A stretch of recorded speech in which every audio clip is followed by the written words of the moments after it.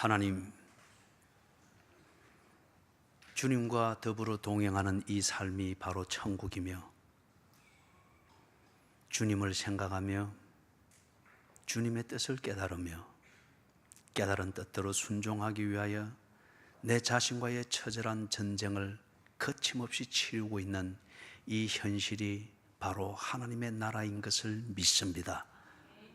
하나님, 주님을 더 알고 주님을 순종하는 넓이를 더하고 깊이를 더하기 위하여 내게 명령하시고 나를 통치하시는 하나님을 듣고 깊이 그 의미를 새기기를 원합니다. 그리고 순종이 안 되는 내 자신을 들여다보는 시간이 또한 되기를 원합니다. 성령님이여, 통치하시는 하나님의 나라를 지금 이 자리에 충만하게 나타내시옵소서. 그래야 하나님을 아는 시간, 하나님을 순종하는 시간, 하나님을 깨닫는 시간, 하나님 앞에 엎드려 항복하는 시간, 그리고 주의 나라로 돌아오는 시간이 되게 해 주시옵소서. 예수님의 이름으로 간절히 기도드리옵나이다. 아멘.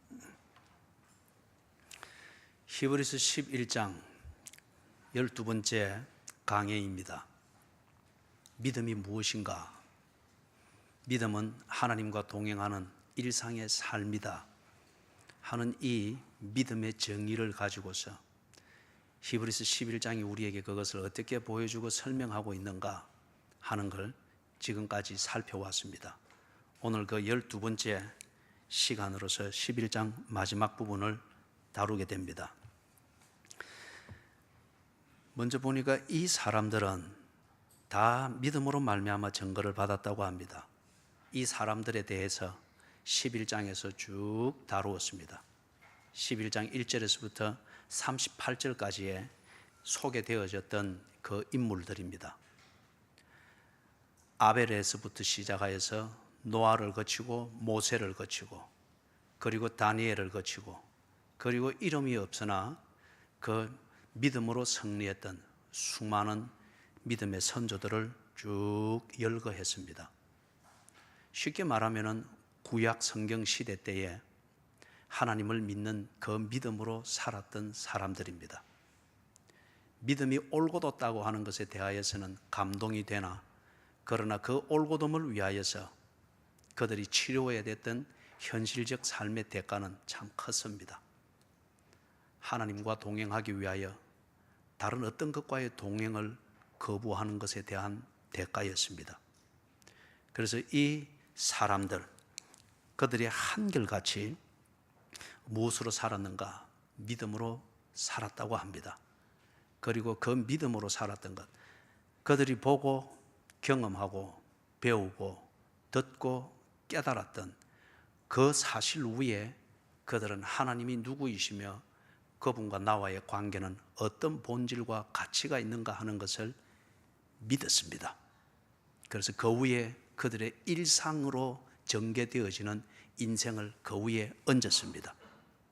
다른 어떤 레일을 통해서 가는 것을 거부하고 그 레일 위에 얹었습니다. 이걸 보고 믿음으로 말미암아, 믿는 것은, 내가 무엇을 믿는다고 하는 것은 그 위에 내 결정과 고민과 모든 것을 얹어 놓는 걸 말합니다. 그런데 그렇게 한 결과 그들이 증거를 받았다고 합니다. 내가 믿었는데 그것에 대한 증거가 없다고 하면은 그걸 보고 사기라고 합니다. 내가 믿었는데 믿은 결과가 없을 때 우리는 도둑 맞았다고 그렇게 말하거나 속았다고 합니다. 그래서 믿음만큼 좌절이 크고 실망이 큽니다. 그런데 이분들이 여호와를 믿었습니다. 여호와의 말씀을 믿었습니다. 그것에 근거해서 가르치는 성경적 사고방식과 성경적 원리를 신뢰하고 그렇게 일상을 살아갔습니다. 그런데 그 결과 증거를 받았다고 합니다. 저기서 증거를 받았다고 하는 것, 저 표현을 번역하기가 조금 까다로운 번역입니다. 그래서 여러분들이 다른 번역들도 참고를 하시고 또 영어 번역들도 참고를 하시면은 저 단어로 번역이 되어 있는 원어의 개념을 어느 정도 잡을 수 있을 것입니다. 저기서 증거를 받았다고 하는 것은 저렇게 살은 결과 인정을 받았다는 겁니다. 또는 칭찬을 받았다는 겁니다. 그리고 그것이 옳았다고 하는 것이 분명해졌다는 겁니다. 그 의미로서 증거를 받았다. 누구로부터 증거를 받았을까요? 우리가 시시하고 있으나 마나한 그러한 권위, 법 또는 사람으로부터 인정을 받고 표창장을 받는 것, 그거는 표창장 받으러 오라고 해도 가지를 않습니다. 별 가치가 없는 것이고, 그런 표창장 받는다고 해서 내가 그렇게 살은 것에 대해서 검증이 되어지고 객관적으로 인정을 받는 권위가 있는 것이 아니기 때문에 상장 준다고 오라 해도 그런 데는 가지를 않습니다. 저기서 증거를 받았다, 칭찬을 받았다, 인정을 받았다, 옳은 것이 증명이 되어졌다. 네 산 그 삶이 분명하게 명확하게 옳은 것이 확인되어졌다. 누구로부터? 하나님입니다. 눈에 보이지 아니하는 하나님, 과학적 등식과 과학을 만들어가는 논리의 틀, 그것을 벗어나는 것이라 하여 과학은 하나님이 없다, 그것은 내가 만들기 나름이다, 주관적 어떤 객체일 뿐이다 라는 식으로 그렇게 치부해버리는데, 첫째, 그 믿음으로 살은 결과 하나님이 계시는 것을, 그분의 존재와 그분의 하는 일을 명확하게 확인할 수 있었습니다. 둘째, 바로 그 하나님이 내가 그렇게 살은 일상의 삶으로 모아진 인생이 옳은 것임을 인정하고 확인했습니다. 그렇기 때문에 그 하나님을 믿고 살았던 그 일상으로 모여진 그 인생, 거기에 적이 없었습니다. 불편하고 고생은 있었지만은 그러나 비겁하지는 아니었습니다. 그래서 그 결과 비겁하고 아니면은 배신적이고 이기적이고 죄인에게 주어지는 그 결과는 저 사람에게는 전혀 없었습니다. 하나님이 인정해 주셨습니다. 그 다음에 그 뒤에 보니까 그렇게 인정을 받았고 옳았다고 증명은 되어졌으나 약속된 것은 받지 못했다고 합니다. 여기서 약속된 것을 받지 못했다, 저 약속은 재림입니다. 천국입니다. 그리고 구약시대 때에 이 이스라엘 백성들이 언제나 그들에게 그들의 자부심의 근거가 되었던 정체성은 뭐였느냐? 하나님의 백성이라는 겁니다. 하나님의 약속이 성취되어질 그 때를 기다리고 있는 하나님의 백성이라고 하는 이 정체성이 그들의 자부심이었습니다. 하나님의 약속된 것, 메시아가 오실 것이며 그 메시아를 통해서 하나님의 백성들이 구원을 얻게 될 것이고, 구원받은 그들이 하나님과 더불어 함께 거주하는 천국에 이르게 되어서 그 하나님과 함께 왕노릇할 것이다. 그래서 이게 신약의 용어로서는 재림이라고 하는 말, 파루지아, 재림이라고 하는 이 말로 약속이 되어져 있었습니다. 그런데 아벨로부터 시작해서 아브라함, 모세, 그리고 다윗, 어떤 다니엘, 수많은 이 믿음의 영웅들, 그리고 믿음으로 살았던 하나님의 백성으로 자부하던 이스라엘 백성들이 그렇게 살아서 옳은 것이 인정이 되어지고 소위 말하는 축복과 영웅 같은 그러한 세상을 변화시키는 그런 삶을 살아서 옳은 것은 인정을 받았으나 재림은 보지를 못했습니다. 천국의 완성은 보지를 못했습니다. 여전히 하나님의 백성으로서 살아가고 있고 몸부림을 치고 있습니다. 그렇기 때문에 약속된 것을 받지 못하였으니, 약속이 완성되는 것을 아직 보지는 못하였으니, 그 말입니다. 자, 그렇다고 하는 것 같으면은 왜 그럴까? 왜 약속된 것을 받지 못했을까? 하나님께서 인정하고, 아브라함 같은 경우는 예를 들면은 나의 벗이라고 했지 않습니까? 아브라함이 그 믿음대로 사는 것을 인정하여서 사람들 앞에 아브라함을 자랑했잖아요. 그는 나의 벗이다. 다윗은 하나님께서 다윗을 보면서 그렇게 기뻐했잖아요. 그러면서 뭐라고 그럽니까? 내 마음에 합한 사람이다. 그죠? He is after me. 그는 언제나 나와 동행하는 사람이다. 동행하는 가운데 도덕적 실수가 있었던 것도 사실입니다. 중요한 것은 하나님은 그 외모를 보지 아니고 도덕의 옷을 보지 아니하고 도덕의 진솔한 몸부림이 있는가 그 중심을 보시느니라. 하나님께서 강간하고 거짓말하고 살인하고 음모를 짜서 지를 합리화하기 위해서 충신을 죽이는 이 간사가 있는 다윗이었지만은 다윗의 중심을 볼 때에 그는 그리스도인이었습니다. 하나님의 사람이었습니다. 하나님의 사람으로서 그렇게 살지 못하면서 강간하고 살인하고 거짓말하고 이기적이 되어지는 이것 때문에 다윗이 그렇게 괴로웠던 겁니다.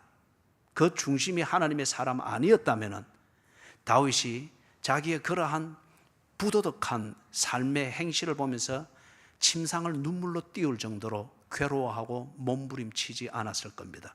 그래서 하나님은 그 외모를 보지 아니하시고 중심을 보시느니라. 다윗의 그 중심에는 언제나 하나님 바라기가 있었습니다. He is after me. 내 마음에 합한 사람이라 인정하셨습니다. 그래서 하나님께서 다윗에게 큰 상을 내리죠. 네 위가 영원하리라. 그 자자손손 다 이스라엘을 다스리는 왕권이 이어질 것을 약속해 주셨습니다. 현실적 약속이죠. 그럼에도 불구하고 아브라함 나의 벗, 다윗 내 마음에 합한 자, 그렇게 인정해 주었음에도 불구하고 약속이 성취되는 것은 보지는 못했습니다. 메시아의 재림이 이루어지지 아니했고 천국의 완전한 그 모습, 거기에서 요한계시록에 말하듯이 왕노릇하리라, 그것이 아직 완성되지 아니했습니다. 하나님의 백성임에도 불구하고 어둠의 자식들과 땅 한 평을 두고 싸워야 되는 전쟁을 처절하게 겪어야 되는 현실이 아직 끝나지 아니했습니다. 약속된 것을 받지 못하였으니 왜 그런가? 그것은 여전히 하나님께서 약속된 것을 성취해가는 구원의 과정이었습니다. 하나님의 구원의 이 사역은 아직 완성되지 아니했습니다.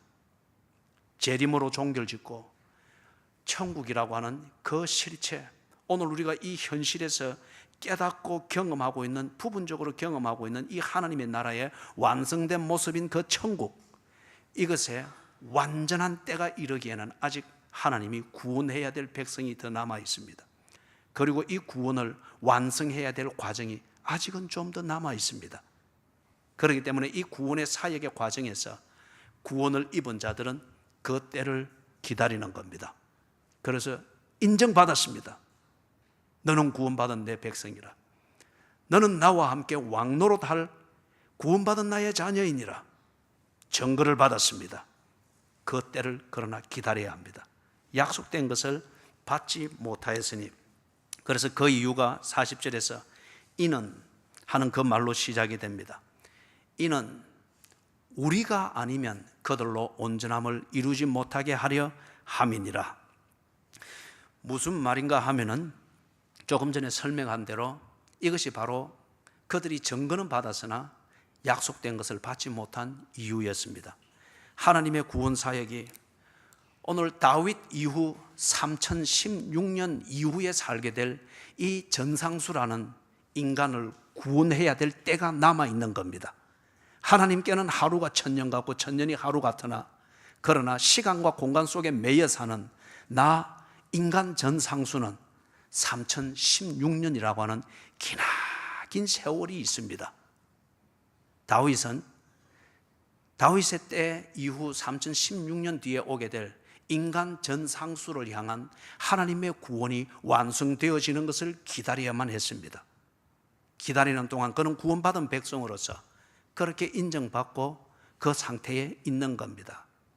이걸 우리 흔히 이야기해서 그 영은 하나님의 보좌가 있는 천국에 있고 그 몸은 재림의 때를 기다리면서 죽은 그 자리에 묻혀 지낸다고 그렇게 말을 하죠. 그래서 우리가 아니면 그들로 온전함을 이루지 못하게 하려 함이니라.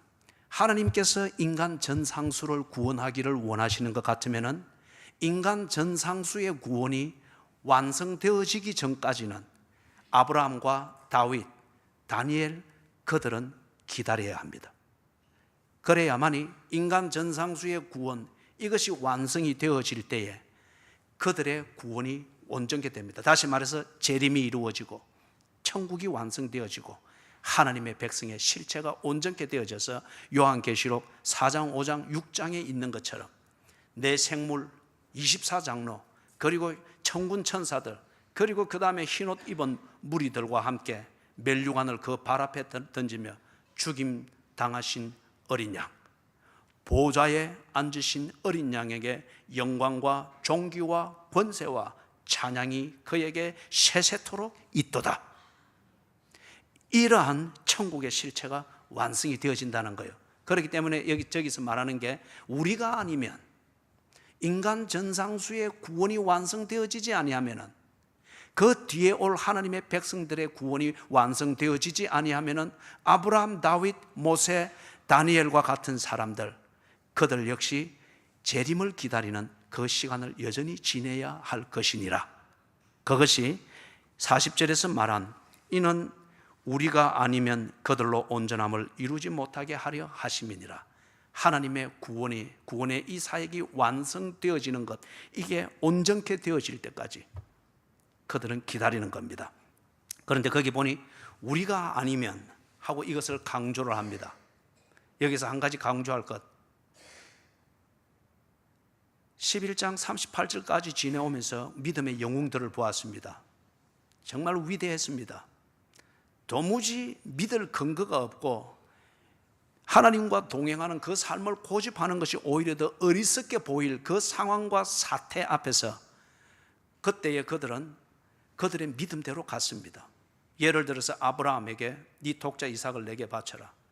어느 순간까지 갔습니까? 사춘기에 이제 막 들어선 이삭을 데리고 잡아서 제단에 눕히고 잡으려고 칼끝을 독자 아들에게 향했습니다. 이런 아버지가 있을 수 있겠습니까? 일본의 한 아가씨가 이전에 그 전병욱 목사님이 일본에서 집회할 때에 그때에 예수님을 영접하고 그리고 전병욱 목사님을 신뢰하여서 한국까지 따라와서 3.1교회에서 열심히 신앙생활하고 그랬답니다. 그래서 그 당시 3.1교회에 소그룹이 아주 많았죠. 그래서 이 일본 여성도 자기 연령에 맞는 거기에 배치가 되어서 소그룹 활동을 하는데, 소그룹을 할 때마다 나눌 때에 이 일본 여성의 입에서는 자주 나오는 게, 그리고 나올 때 늘 눈물 지으면서 하는 게, 내가 사춘기 때에 아버지한테 맞았어. 아버지가 혁대를 풀어서 혁대로 나를 후려쳐서.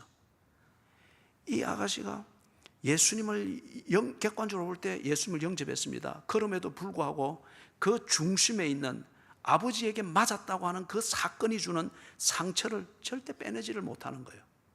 그렇기 때문에 이 여성이 결국 자기에게로 돌아가는 것은 여전히 잠시 정신을 잃고 혁대를 빼서 딸을 후려치는 그 아버지 앞에서 두려워 떨며 비명을 지르는 그 사춘기 때의 자기의 모습을 절대 벗어나지를 못하는 거예요. 벗어나지를 못하는 거예요. 언제나 중요한 때가 되면 그것으로부터 다시 돌아가서 회상을 하게 되어지고 그걸 빼내지를 못하는 거예요. 사랑하는 여러분, 아브라함이 사춘기에 접어든 이삭을 칼끝을 들고 하나님의 명령을 순종한답시고 그렇게 잡으려고 했을 때 이삭의 입장에서 생각을 해보자고요. 아니, 아버지가 하나님을 믿는 것도 좋고 평상시 참 존경스러울 정도로 믿음 생활에 올곧게 사는 아버지가 존경스러웠는데 그 믿음도 한계가 있지. 아니, 독자인 나를 그것도 칼끝으로 짐승 잡듯이 이럴 수가 있나? 혁대로 한번 맞은 것, 그게 평생 자기를 성장하지 못하도록 만드는 장애물이 되었다고 하면은, 아버지 아브라함이 믿음의 이름으로, 순종의 이름으로 칼끝을 이 이삭 독자에게 들이댔을 때에 이 이삭이 어떠했겠어요? 그리고 그 이삭으로부터 저항을 받는다고 하면은 이 늙음하게 아버지 아브라함이 얼마나 힘이 들었겠어요? 그럼에도 불구하고 아브라함은 그 상식을 무시하고 하나님의 말씀을 순종하는 대로 했습니다. 그 다음에 그 아들 이삭이 그 일본 흑대에 한번 맞았던 일본 여성과 달랐습니다. 칼 끝에 놓였던 그 상처 없었습니다. 오히려 아버지의 믿음을 본받았습니다.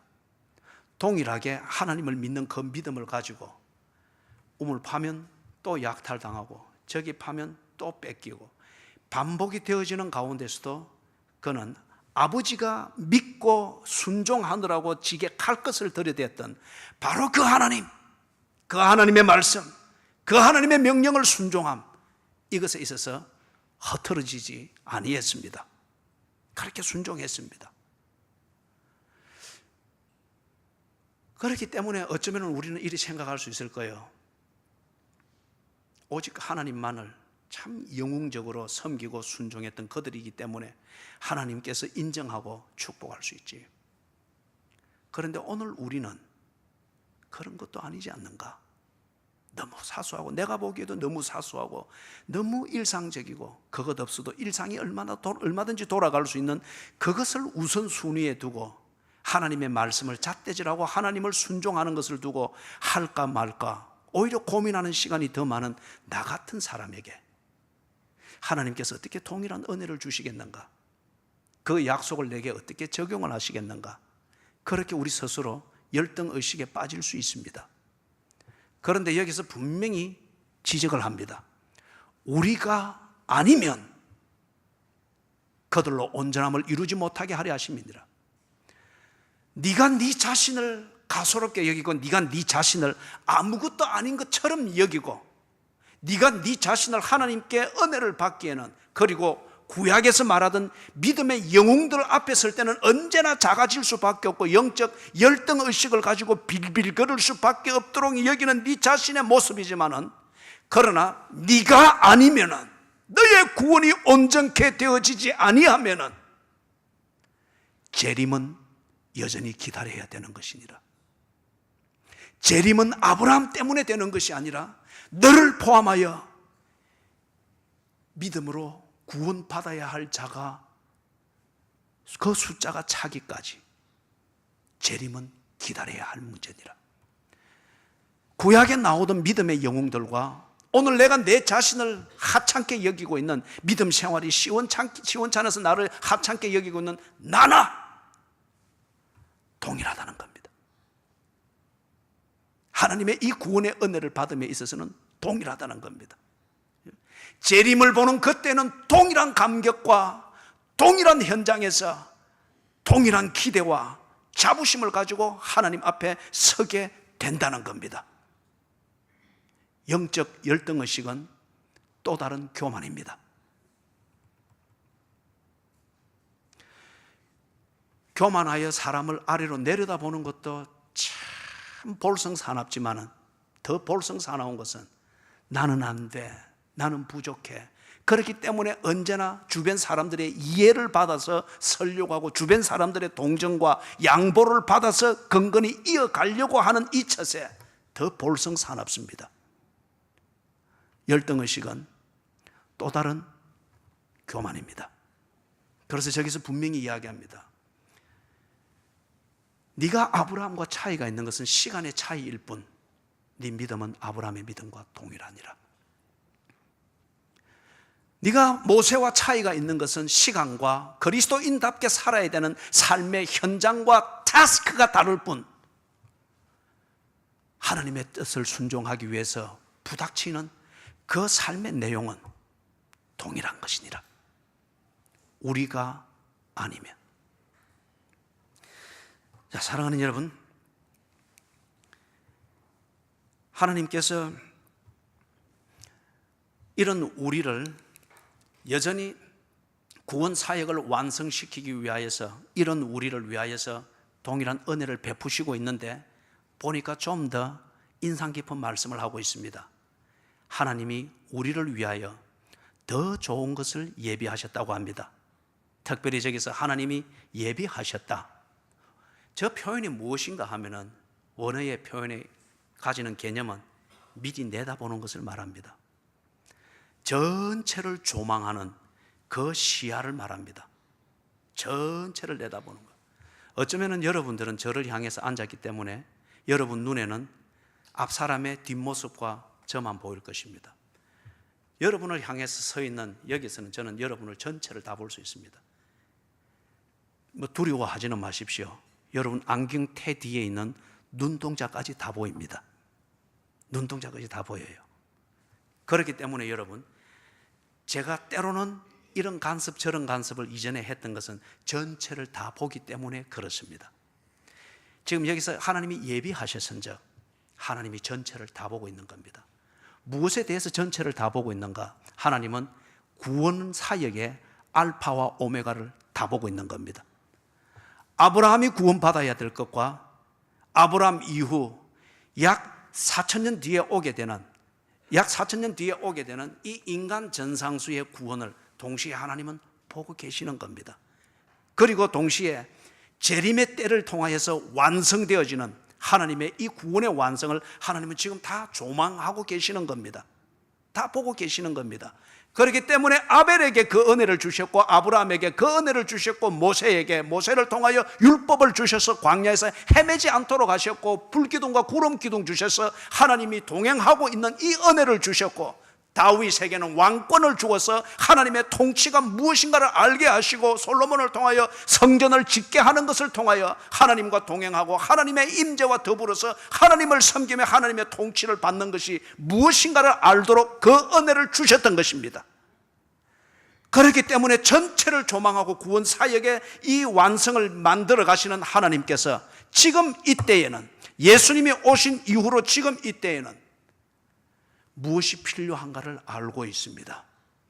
아브라함과 동일한 믿음, 모세와 동일한 믿음, 다니엘과 동일한 믿음, 베드로와 바울과 동일한 믿음, 주기철 목사님과 동일한 믿음, 나를 위하여 기도하시던 오늘 어버이날의 주인공이신 내 어머니가 가진 동일한 믿음, 이 믿음을 가지고 나를 향한 하나님의 구원의 완성, 이 속에 흐트러짐이 없도록 내가 믿음 생활 바로 하기 위해서 내게 있어야 될 것이 무엇인지 하나님은 알고 계십니다. 그렇기 때문에 다윗에게는 왕권을 주고 솔로몬에게는 성전을 주고 다니엘에게는 하나님을 향해서 기도할 수 있도록 바벨론에서 그 은혜를 주셨다고 하면은 하나님께서는 지금 우리에게 그들과 동일한 믿음, 그리고 하나님의 구원을 알고 구원의 반열에 들어설 수 있도록 믿음 생활 제대로 할 수 있도록 하기 위하여서 우리에게 필요한 은혜를 예비해 주셨습니다. 그걸 지금 저기서 우리를 위하여 더 좋은 것을 예비하셨다. 더 좋은 것. 이게 신약의 성도들이 구약의 성도들보다 더 뛰어났다 이 말이 아니에요. 지금 제가 광야에서 모세의 리더십 하에서 성막을 중심으로 하여 하나님을 섬기고 신앙생활하는 똑같이 그런 식으로 해야 된다라고 이렇게 하는 것 같으면 아마 저는 모세처럼 신앙생활 못할 겁니다. 그렇게 못할 거예요. 그러한 우리에게 더 좋은 것을 주셨다. 우리가 그들과 동일한 믿음을 가지고 하나님의 구원의 반열에서 하나님을 바로하며 알며 그분과 동행할 수 있도록 하기 위하여서 우리에게 꼭 맞는 것을 주셨습니다. 그들에게는 성막이 필요했다면 지금 우리에게는 예수 그리스도의 십자가입니다. 그들에게는 짐승을 잡아서 때마다 번제를 드리는 것으로서 죄 사함에 이 언약을 확신할 수 있었다고 하면 지금 우리에게는 예수 그리스도의 보혈의 공로를 의지하여 하나님을 예배하며 하나님 앞에 신령과 진정으로 예배를 드리며 기도하는 이것입니다. 우리에게 꼭 맞는 것을 주셨습니다. 우리를 위하여 더 좋은 것을 예비하셨은즉.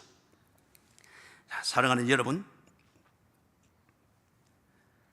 히브리서를 기록을 하게 된 동기는 그 당시에 히브리인들로서 유대주의를 버리고 나사렛 예수를 구세주로 믿고 즉 메시아로 인정하고 그를 믿는 무리들이 생겼습니다.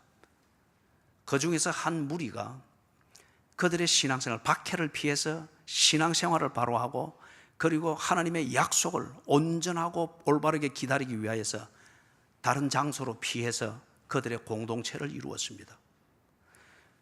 그러면서 그들이 하나님을 더 잘 섬기고 하나님이 약속한 것 재림을 기다리고 천국의 완성을 기다리는 이것을 온전하게 하기 위하여서 그렇게 해서 집중을 하는데 성경 지식이 모자랐습니다. 지금 우리처럼 이렇게 완결판으로 정리되어 있는 이런 성경이 없었습니다. 부분적으로 나누어져 있었습니다. 그리고 지금 우리처럼 성경을 전체를 조망하면서 성경을 배우고 그걸 통해서 하나님의 뜻이 무엇인가를 전체적으로 성경적 사고방식을 가지고 하나님을 섬기는 신령과 진정을 배우는 이것이 부족했습니다. 그럼에도 불구하고 그들의 열심은 특심했습니다. 하나님의 재림, 구원의 약속, 하나님의 백성됨을 지키기 위하여서 박해를 감수하되 이 약속이 완성되어지는 것을 놓칠 수가 없었습니다. 그리고 그들은 재림이 곧 이루어지는 것으로 믿었습니다. 그래서 나름대로 성결함을 더럽히지 아니하고 하나님의 이 약속을 기다리기 위하여서 보다 집중하여 신앙생활을 외진 곳에서 분리되어진 그런 어떤 외딴 장소에서 공동체 생활을 하는데 천사를 숭배했습니다. 그들이 그것이 옳다고 여겼던 거예요. 그래서 히브리서에서 천사 숭배를 지적을 하고 있습니다. 천사를 숭배하고 천사를 예배의 대상으로 여겼습니다. 그리고 그들은 성전에서 예배를 드려야 된다는 것으로 생각하고 성전의 의식대로 그들이 피해서 살고 있는 그 외딴 곳에서 성전의 의식을 그대로 행했습니다. 번제를 드리는 것을 통해서 그들은 하나님을 만나고 예배가 되는 줄 알고 그들 나름대로 번제의 의식을 행했습니다. 제사장이 있어야만이 하나님과 그들 사이에 중보가 되어지는 줄로 믿고 그들은 끝까지 제사장의 율법을 지키며 제사장 제도를 행했습니다. 그렇기 때문에 히브리서 1장에서부터 10장 사이에서 이런 유대주의적이고 유대주의가 오도한 구약의 이 제도들을 하나하나 그리스도의 이름으로 정리를 해 나가고 있는 겁니다. 열심히 특심이었습니다. 좋은 의도였습니다. 그러나 잘 모르기 때문에 그리고 그들 나름대로 아전인수가 되어진 성경적 사고방식 때문에 하나님 외에 천사를 숭배하고 성전을 통하여서 예배가 되는 줄 알고 의식을 행하는데 많은 정성을 들이고 번제를 통하여 예배가 되는 줄 알고 짐승을 잡는 일에 열심이었습니다. 제사장이 없으면 안 되는가 싶어 제사장을 세우는 신비한 예배 제도에 그들이 몰입을 했습니다. 그래서 이 히브리서를 쓴 기자가 편지를 쓴 겁니다. 사랑하는 자들아, 예배는 그런 것이 아니다. 예배는 하나님께 드리는 것이다. 하나님께 나아가는 그 예배를 인도하는 중보자는 예수 그리스도 외에 다른 것이 있을 필요가 없느니라. 제사장의 기능과 제사장의 신분은 예수 그리스도 안에서 완성되어졌느니라. 우리가 하나님을 예배하는 것은 신령과 진정인데 이 신령과 진정은 예수 그리스도를 구세주로 고백하는 것이며 예수 그리스도 안에서 내가 죄 사함 받은 것을 믿으며 예수 그리스도의 손에 이끌려 내가 하나님의 보좌 앞으로 나아가는 이것이 예배이니라. 제사장의 신분과 역할은 예수 그리스도 안에서 완성되어졌느니라. 그렇기 때문에 예수를 깊이 생각하라. 예수를 깊이 생각하라. 2장 마지막 절, 3장 1절. 그리고 하나님께 나아가는 자는 그가 계신 것과 반드시 상 주시는 이심을 믿어야 할지니라. 천사가 아니고 성전이 아니고 번제가 아니고 제사장이 아니고 율법으로 정리되어져 있는 그러한 제도와 의식이 아니고 우리에게 더 좋은 것을 예비하셨으니 그 예비하신 것이 무엇인가, 더 좋은 것이 무엇인가. 이 편지를 쓰기 전 약 한 30여 년 전에 일어났던 사람들이 직접 목격했고 죽는 것을 목격했고 부활하신 것을 목격했고 성천하는 것을 목격했고 성천하시기 전에 약속하신 것을 들었고 목격했던 내가 가면 너희들을 다시 데리러 올 것이니라. 내가 올 때까지 너희들이 해야 될 일은 모든 족속으로 제자를 삼아 내가 너희에게 가르쳐 분부한 모든 것을 지켜 행하게 하라. 아버지와 아들과 성령의 이름으로 세례를 베풀어라. 볼지어다 내가 항상 세상 끝날까지 너희와 항상 함께 있으리라.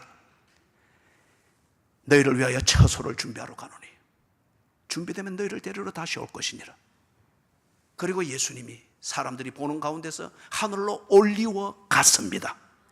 이것을 본 자들이 갈릴리 출신 사람들만 500여 형제가 된다고 했습니다. 이 사건이 일어나기 전에, 이 편지를 쓰기 전에 바로 이 예수님을 목격했고 그분의 죽으심, 부활하심, 성천하심, 그리고 성천하시기 전에 예수님께서 하신 이 약속을 듣고 믿었던 이 사람들이 예수를 구세주로 믿으면서 그 믿음 위에 자기의 인생을 얹고 예수님과 함께 동행을 합니다. 바로 이 예수님이 하나님께로 나아가게 하는 진정한 중보자이며 구세주라는 거예요. 구세주라는 거예요. 번제로 죄 사함을 받던 우리가 예수 그리스도의 보혈의 피로 죄 사함을 받았다는 거예요. 제사장이 우리로 하여금 하나님 앞에 나아갈 수 있도록 속죄소 앞에서 중보를 하던 그것이 예수 안에서 완성되어져서 그 이름을 믿는 자에게는 하나님의 자녀가 되는 권세를 주셨다고 하셨습니다. 더 좋은 것이었습니다. 천사보다, 번제보다, 제사장보다, 성전보다, 율법이 정한 제도보다 더 좋은 것이었습니다. 예수님의 존재와 그분이 하신 사역, 이 사역을 통하여서 하나님을 예배하고 하나님과 동행하는 이 신앙의 삶이 온전히 이루어지게 하셨습니다. 그리고 예수님이 약속하셨죠. 내가 가는 것을 두고 거기 공백이 생기는가 싶어서 불안해하거나 허둥지둥 되지 말아라. 내가 가면 보혜사를 너희에게 보낼 것이니 그가 죄에 대하여, 의에 대하여, 심판에 대하여 가르칠 것이니라. 그가 누구인가? 성령이었습니다. 예수님의 약속대로 성령이 온 것을 예루살렘에서 사도행전 2장에서 기록되어 있는 것처럼 거기에 오순절을 지키기 왔던 순례자들이 다 경험을 하고 목격했지 않습니까? 성령의 임재와 성령의 역사하심을. 그 성령님께서 바로 이 예수님이 하신 말씀을 가르치고 예수님을 통하여서 하나님께로 나아가며 하나님을 예배하는 이것을 가르치고 증거하고 계신다는 겁니다. 번제로서가 아니라, 성전으로서가 아니라, 천사로서가 아니라 바로 이 성령님으로, 그리고 이 성령님이 사역을 하시는 예수 그리스도의 이 구원 사역을 우리에게 가르치고 증거하는 그 기관을 가시적으로 두셨는데 그게 뭐냐? 교회입니다. 구원받은 백성들입니다. 이 백성들이 바로 그 믿음을 나누고 약속된 것을 기다리는 이 신앙의 삶을 위하여서 공동체의 삶을 사는데 이게 조직화되어진 기관이기도 하죠.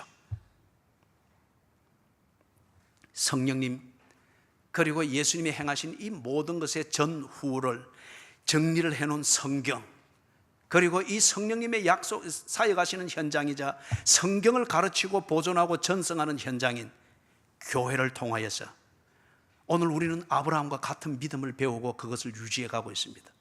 모세와 같은 믿음을 가지고, 다윗과 같은 믿음을 가지고 우리가 하나님과 동행하는 삶을 살고 있습니다. 그렇기 때문에 여러분, 하나님이 우리를 위하여 더 좋은 것을 예비하셨은즉, 이 히브리인들이 재림을 기다리며 거룩한 공동체로서 자신들의 정체성과 믿음을 잃지 않기 위해서 외진 곳에서 그렇게 생활을 하면서 신앙의 경주를 하고 있는데, 정성은 기하력하다마는 너희들 방식대로 해서는 안 되느니라. 하나님이 너희에게 그 믿음 바로 지키도록 주신 더 좋은 것, 예수 그리스도의 그 구원의 은혜, 그리고 이것을 가르치고 증거하는 성령님, 성령님의 사역에 모든 것을 검증하고 확정하는 근거가 되는 성경, 이것을 따라서 바로 예배하고 신앙생활을 하여라. 이걸 그들에게 가르치고 확정하기 위해서 이 편지를 쓴 겁니다. 사랑하는 여러분, 말씀을 맺습니다. 주기철 목사님, 한상동 목사님, 손양원 목사님, 그분들의 신앙의 얘기를 듣고 전기를 읽을 때 우리의 가슴은 벌렁거립니다. 반면에 부끄러움을 느낍니다. 그래서 언제나 그분들의 영웅과 같은 얘기를 들으며 감동만 하였지, 우리가 그분들과 같은 믿음을 가지고 같은 약속을 기다리고 있는 동일한 성도라고 하는 이 의식이 거의 없습니다. 그냥 영웅의 이야기를 들으면서 오늘 우리의 부끄러움을 가리고 그 스트레스를 풀려고 하는 소재로 삼습니다. 주기철 목사님, 손양원 목사님, 한상돈 목사님 같은 분들이 일제시대의 핍박이라고 하는 이걸 통하여 그들의 믿음이 더욱더 견고할 수 있고 그들이 갇혔던 감옥이라 생각하지 않고 기도방이라 생각하며 보다 집중하여 하나님 앞에 기도하는 환경과 믿음의 증거로 삼았다고 하면 오늘 우리에게는 예수 그리스도의 십자가가 있습니다. 교회 생활이 있습니다. 동일한 믿음을 가질 수 있도록 우리에게도 믿음의 증거가 되는 것들을 허락하셨습니다. 보다 더 실제적으로 어버이날에 우리 어버이들을 기립니다. 우리 어버이들로부터 우리가 받은 것이 무엇입니까? 많은 것들을 헤아릴 수 있을 것입니다. 그 중에서도 무엇보다 중요한 것, 믿음의 유산입니다. 제 어머니가 너무 가난할 때에 학교 가는 제게 밥을 못 해주는 때가 있었으나 제 어머니는 저를 위해서 언제나 기도하셨습니다. 밥이 없는 밥상을 펴놓고 어머니는 저를 위해서 눈물 지으며 기도해 주셨습니다. 가난하면 더 춥지 않습니까? 1960년대 그 추운 그때에 진주에서 한 시외버스를 탔는데 문간 앞에 자리가 있어서 거기 저를 앉혀놓고 그 문간에 찬바람이 다 들어오는 그때 별로 신을 신발도 없으니까 그 발에 어머니의 발을 제 발을 위에 포개가지고 추위를 좀 피해주고자 그랬던 거예요. 그리고 발을 포개놓고 어린 제가 알 수 있도록 기도하고 계셨어요. 뭐라고 기도했는지는 모릅니다. 어머니가 자식을 위한 기도는 대동소이하지 않겠습니까? 벗은 발을 내 발 위에 올려놓고 추운 바람을 막아주면서 어머니가 옆에서 떨면서 손을 모고 기도하고 계시는 것을 훔쳐보았습니다. 여러분, 우리의 어버이들이 믿음으로 사셨습니다. 그리고 어버이날 또는 부모님들의 생신이 될 때 우리의 부모님들이 어떻게 사셨는가를 회상할 때 기도하시던 어버이의 모습, 고난 가운데서도 하나님을 바라보며 자식 고생시키지 않기 위해서 그리고 덜쳐업고 교회로 달려가던 모습, 또는 새벽을 깨우면서 그렇게 다녀오실 때 아침에 들어올 때 보면은 눈이 퉁퉁 부어서 들어오는 그분들의 모습, 그게 보릿고개를 넘어가는 그때도 부모님들을 부모님답게 꿋꿋하게 지켜주셨던 원동력이었습니다. 자녀들이 부모님들의 믿음과 그분들의 인생을 추억처럼 이야기하고 존경하고 감동합니다마는 그러나 부모님들과 동일한 믿음의 자리에서 떠나 있는 자녀들이 많습니다. 그래서 간혹 하는 얘기는 그때는 다 배고픈 시절이고 다른 밖에 놀 게 없기 때문에 그런 것에 집중할 수 있었지 않겠느냐. 그래, 그 가난과 문화적으로 낙후되어 있는 그것이 믿음을 가지는 환경이었다 그 말이겠죠. 그러면 우리는 너무 부유하고 편안하고 바깥에서 놀 것이 너무 많고 시간 보낼 일들이 너무 많기 때문에 우리는 동일한 믿음을 가지지 못하고 어버이들의 그 믿음과 신앙생활은 우리의 추억의 앨범 속에 저장되어져 있는 그런 소재에 지나지 않는 겁니까? 가난할 그때에도 예수 그리스도의 십자가는 있었습니다.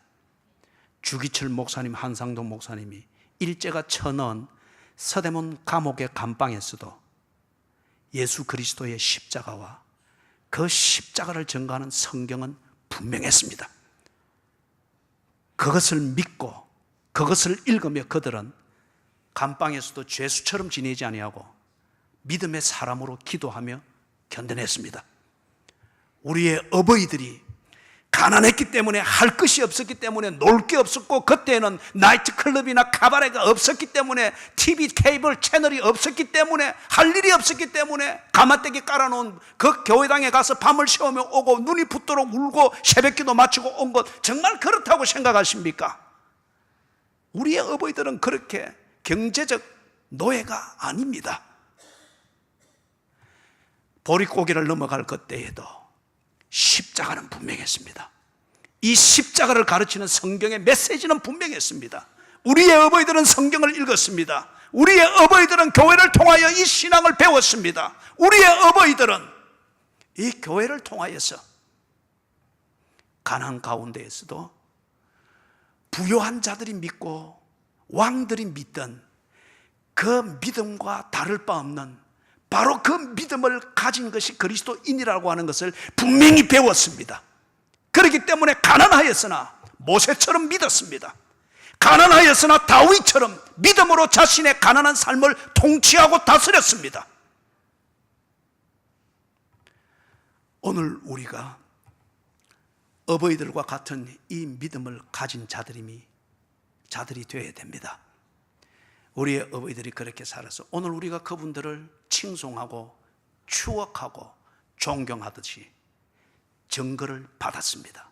그러나 우리의 어버이들은 재림을 기다립니다. 어떤 어버이는 그 영은 하늘에서, 그 몸은 우리가 울며 장사 지낸 그 땅에서 약속된 것이 성취되어질 때를 기다립니다. 재림을 기다립니다. 천국의 완성을 기다립니다. 24장로와 함께 찬양하며 죽임 당하신 어린 양을 찬양하는 그 때를 기다립니다. 왜 그분들이 그 때를 기다리는가? 그분이 기도하며 가정 예배를 드리며 때로는 잔소리로 때로는 회초리로 하나님의 구원의 백성이 되어야 되며 그것이 되는 것은 복음이고 교회를 통해서 배우는 신앙의 원리인 것을 우리에게 가르쳤습니다. 이것을 우리가 깨닫고 하나님의 구원의 완성에 들어갈 수 있는 그 때를 위하여서 살아서도 우리를 위하여 기다리시던 그 부모님들이 죽었어도 나의 구원의 완성의 때까지 기다리고 계십니다. 기회가 없거나 어려워서 못 믿는 게 아닙니다. 우리 어버이들이 하나님을 분명히 믿으며 하나님과 동행하도록 만들었던 믿음의 삶에 살도록 만들었던 그 증거, 십자가, 성경, 그리고 이것을 가르치고 보존하고 전승시키는 교회는 우리의 어버이들이 시대 때보다 더 가까이 있고 더 다양하고 더 분명하게 가르쳐주고 있습니다. 더 좋은 것을 예비해 주셨습니다. 그럼에도 불구하고 우리 믿음의 선진들과 같고 우리 신앙의 부모님들과 같은 그 믿음 없이 오늘 우리가 그들을 단지 추억하며 존경을 표한다고 하면 정말 하나님이 슬퍼할 일이고 우리 부모님들의 그 기도에 대해서 배은 망덕이 되겠죠. 부모님들이 부르던 그 찬송이 내 손에 있고 그분들로 하여금 그렇게 신앙의 삶을 살도록 만들었던 성경이 내 손에 있고 그분들이 더 열악한 조건에서 하나님을 배우며 하나님을 순종하는 신앙생활을 훈련받던 교회가 오늘 우리에게 있는 이상 예수를 믿어야 됩니다. 동일한 신앙을 가져야 됩니다. 그리고 우리의 구원의 완성을 위하여 일하시는 하나님 앞에 그 마음에 합한 자가 되도록 바른 신앙생활을 해야 합니다. 믿음, 하나님과 동행하는 삶입니다. 그럴 때 하나님이 그 믿음을 증거해 주셨습니다. 옳다고 인정해 주셨습니다.